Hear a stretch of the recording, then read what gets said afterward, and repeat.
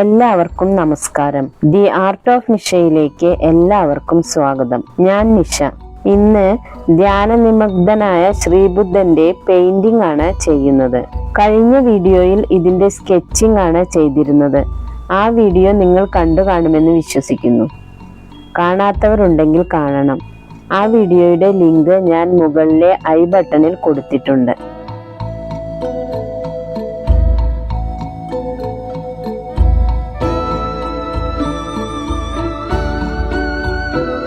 BC 563 നേപ്പാളിലെ കപിലവസ്തുവിന് സമീപത്തുള്ള ലുംബിനിയിലാണ് സിദ്ധാർത്ഥ രാജകുമാരൻ അഥവാ ഗൗതമ ബുദ്ധൻ ജനിക്കുന്നത്.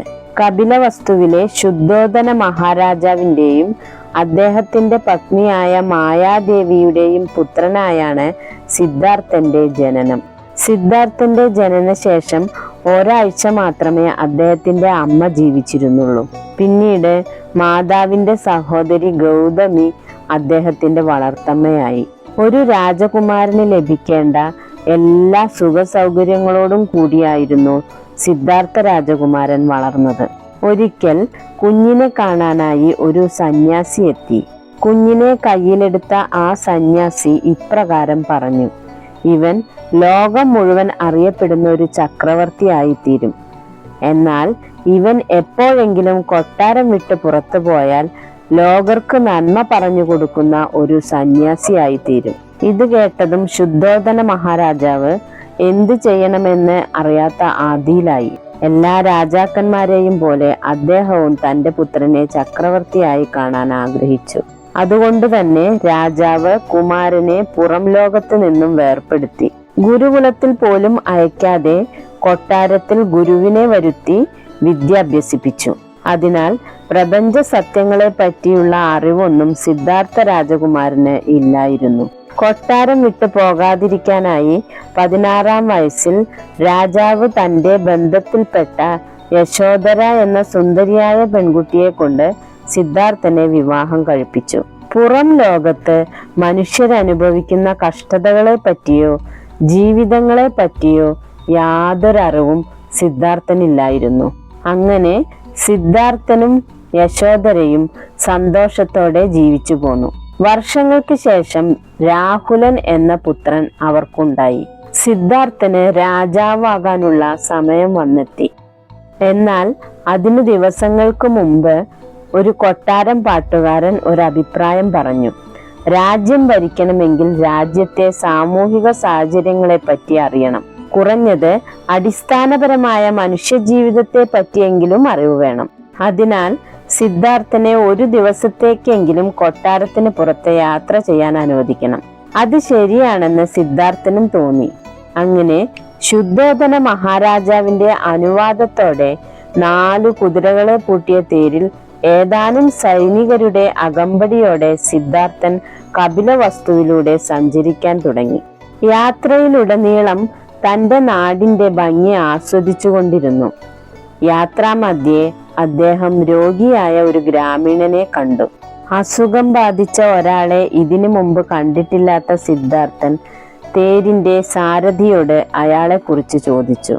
അയാൾക്ക് അസുഖം കൂടുതലാണെന്നും നമുക്ക് ആർക്കു വേണമെങ്കിലും അസുഖം വരാമെന്നും സാരഥി പറഞ്ഞു.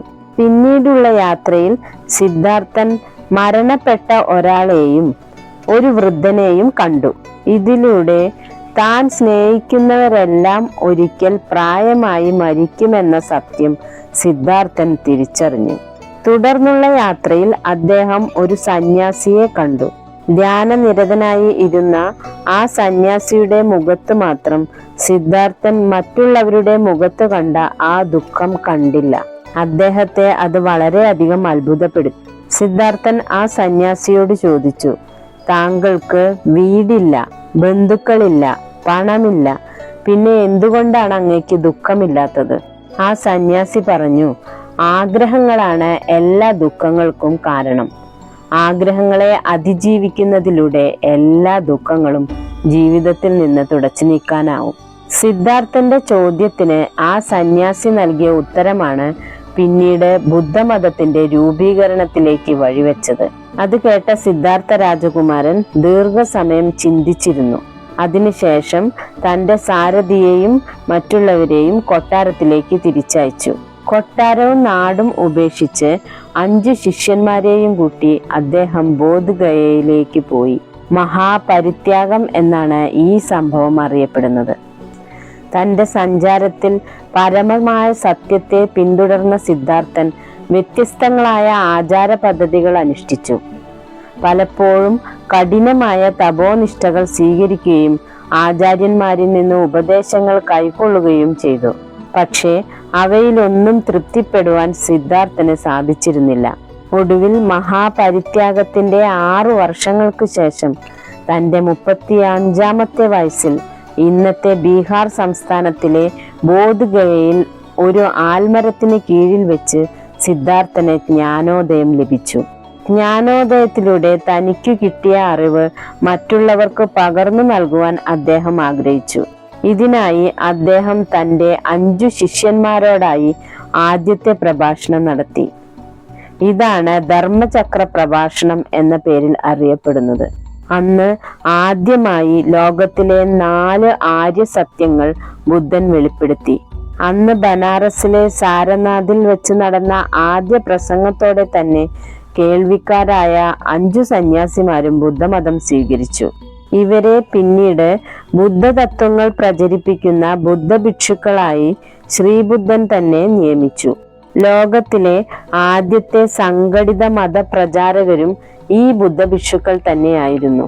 പിന്നീട് രാജഗൃഹത്തിലും കോസലയിലും കപിലവസ്തുവിലുമൊക്കെയുള്ള നിരവധി സ്ഥലങ്ങളിൽ ശ്രീബുദ്ധൻ തന്നെ നേരിട്ട് ആശയങ്ങൾ പ്രചരിപ്പിക്കുകയും ഒരുപാട് പേരെ തൻ്റെ അനുയായികളാക്കി മാറ്റുകയും ചെയ്തു. ബുദ്ധമത വികാസത്തിന്റെ ആദ്യ കാലഘട്ടങ്ങളിൽ ശ്രീബുദ്ധൻ നടത്തിയ പ്രഭാഷണങ്ങളിൽ നിന്നും ചർച്ചകളിൽ നിന്നുമെല്ലാമായിരുന്നു ബുദ്ധമതത്തിന്റെ അടിസ്ഥാന ആശയങ്ങളിൽ സാധാരണ ജനങ്ങൾക്കിടയിലേക്ക് പ്രചരിപ്പിക്കപ്പെട്ടത്. ഇന്ന് ധർമ്മം, ബുദ്ധം, സംഘം എന്നീ ത്രിരത്നങ്ങളും അടിസ്ഥാന തത്വമായ അഷ്ടാംഗമാർഗവും ബുദ്ധമത ഗ്രന്ഥമായ ത്രിപീഡരിയും ബുദ്ധമതത്തിന്റെ അടിസ്ഥാന തത്വങ്ങളിലേക്ക് വിരൽ ചൂണ്ടുന്ന വസ്തുതകളാണ്. ആര്യസത്യ എന്ന പേരിലുള്ള ബുദ്ധമത തത്വങ്ങളിൽ പ്രധാനമായും 4 കാര്യങ്ങൾ അടങ്ങിയിരിക്കുന്നു. 1. ജീവിതം ദുഃഖമാണ്. 2. ആഗ്രഹങ്ങളാണ് ദുഃഖത്തിന് കാരണം. 3. ആഗ്രഹത്തെ കീഴ്പ്പെടുത്തി ദുഃഖത്തെ ഇല്ലാതാക്കാം. 4. ദുഃഖ നിവാരണത്തിന് അഷ്ടാംഗമാർഗം സ്വീകരിക്കണം. ഇതിനു പുറമെ മറ്റുള്ളവരുടെ സ്വത്ത് ആഗ്രഹിക്കരുത്, ആരെയും ഹിംസിക്കരുത്, ലഹരി ഉപയോഗിക്കരുത്, കള്ളം പറയരുത്, വ്യഭിചരിക്കരുത് എന്നിവയും ഉണ്ട്. പഗോഡകൾ എന്നറിയപ്പെടുന്ന ബുദ്ധിസ്റ്റ് ആരാധനാലയങ്ങളിൽ നിന്നും പതിയെ പതിയെ ബുദ്ധിസം വികാസം പ്രാപിക്കുകയും ജനങ്ങളിലേക്ക് എത്തിച്ചേരുകയും ചെയ്തിരുന്നു. എങ്കിലും ബുദ്ധിസത്തിന് വിപ്ലവകരമായ ഒരു വളർച്ച ഉണ്ടായത് കലിംഗ യുദ്ധത്തിന് ശേഷം അശോക ചക്രവർത്തി ബുദ്ധമതം സ്വീകരിച്ചതിന് ശേഷമായിരുന്നു. അശോക ചക്രവർത്തി ബുദ്ധമതം സ്വീകരിക്കുന്നതിന് മുമ്പേ BC 483 തൻ്റെ 80-ാമത്തെ വയസ്സിൽ കുശി നഗരത്തിൽ വെച്ച് ശ്രീബുദ്ധൻ പരിനിർവാണം എന്നറിയപ്പെട്ട മരണം പ്രാപിച്ചിരുന്നു. ബുദ്ധന്റെ പരിനിർവാണത്തിന് ശേഷം BC 483 രാജഹൃത്തിൽ വെച്ച് 1-ാം ബുദ്ധമത സമ്മേളനം നടത്തപ്പെട്ടു. ലോകം മുഴുവൻ ബുദ്ധമതാനുയായികൾ ഉണ്ടെങ്കിലും ഏറ്റവും കൂടുതലുള്ളത് ചൈനയിലാണ്.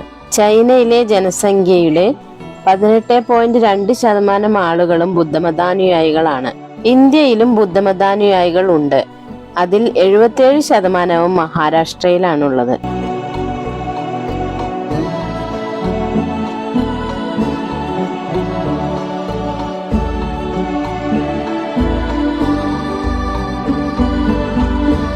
ഇന്നത്തെ വീഡിയോ ഇവിടെ പൂർണ്ണമാവുന്നു.